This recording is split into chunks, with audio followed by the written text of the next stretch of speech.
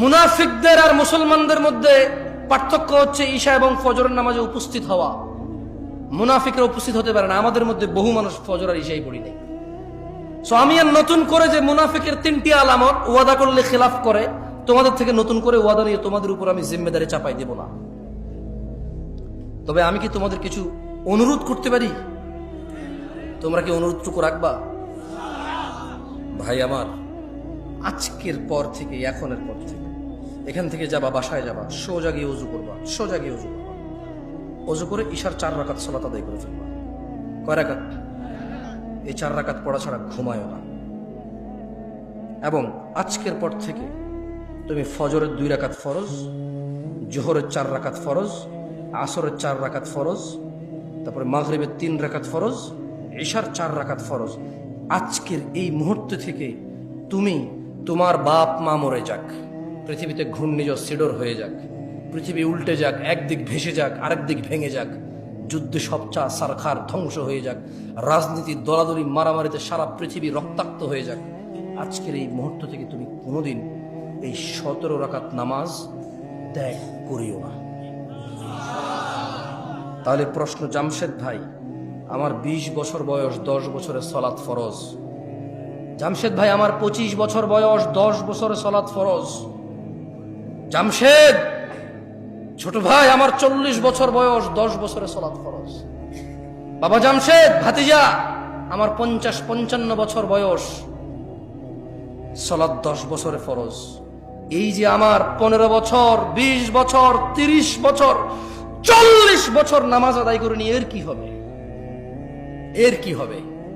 আমি এর কোরআন থেকে সমাধান দিয়ে চলে যাচ্ছি, তুমি সমাধান নিয়ে নাও। ওকে? ইনশাআল্লাহ, ইনশাআল্লাহ। এই যে তোমার 50 বছরের অপরাধ, তোমার 40 বছরের অপরাধের কি হবে, এটা আমি বলে দিয়ে বিদায় নিয়ে চলে যাব। এরপর তুমি সিদ্ধান্ত নিবা, আজকে তোমার 50 বছরের গুনাহকে কি করবা। তুমি সিদ্ধান্ত নিবা, আগামীকাল তুমি মুসলিম হয়ে বসবাস করবা নাকি অমুসলিম হয়ে বসবাস করবা, মুশরিক, মুনাফিক, বেঈমান হয়ে মৃত্যুবরণ করবা নাকি মুসলমান হয়ে মৃত্যুবরণ করবা। এটা তোমার সিদ্ধান্ত হবে। শোনো, যার যা অপরাধ আছে, অপরাধের ধরন আমি বলতেছি না, কারণ আল্লাহ অপরাধের ধরন বলে নাই। আল্লাহ বলছে, ইল্লা মান তাব,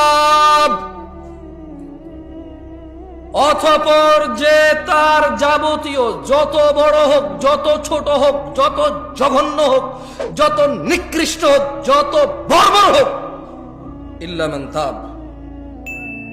বোনরা আমার, মনোযোগ দিয়ে শুনবেন, ভাই আমার, সূরা ফুরকানের 70 নম্বর আয়াতে আপনার 50 বছরের গুনাহের সমাধান আছে। ইল্লা মান তাব, অতঃপর যে তওবা করবে, ওয়া আমানা, ঈমান আনবে, ওয়া আমিলা আমালান সালিহা, তওবা করবে, ঈমান আনবে, ভালো কাজ করবে। কয়টা কাজ?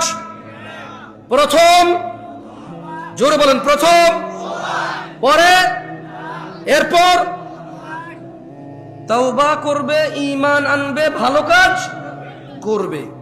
আল্লাহ বলছেন, ফাউলাইকা ইউবাদদিলুল্লাহু সাইয়্যাতিহিম হাসানাত। যদি কোন মানুষ তার অপরাধ যা খুশি হোক, যত খুশি হোক, তওবা করলো, ঈমান আনলো, ভালো কাজ করলো, পিছনের এই যে গুনাহ, আল্লাহ বলছে যে এটাকে শুধু মাফ করব না, এটাকে নেকিতে পরিবর্তন করব।